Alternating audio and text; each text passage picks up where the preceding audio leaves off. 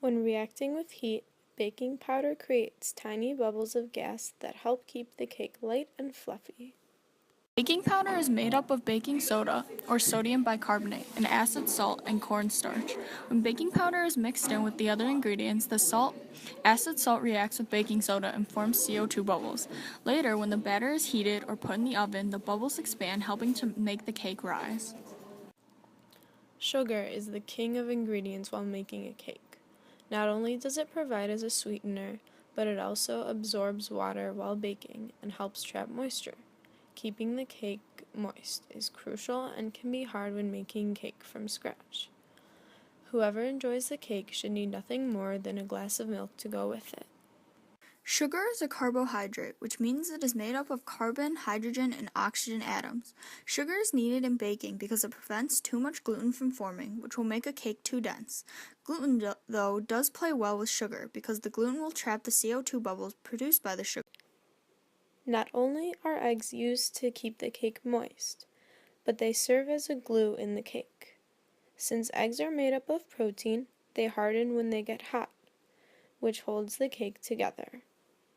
Eggs are proteins, meaning they are made up of strings of amino acids. When the eggs are heated, the proteins bump into each other and connect, forming chains of protein, which helps keep this shape of the cake.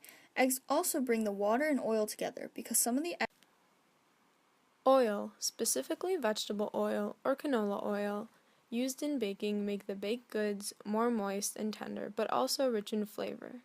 The type of oil used is important. If we were to use olive oil, our cake would taste like olives. Our recipe calls for water as well. Water is the main source of moisture while baking this cake. It keeps the cake moist and tender and prevents protein from hardening all the other ingredients. When the heat rises, water vapor is released up into the cake, giving the cake more volume and a fluffier texture and look.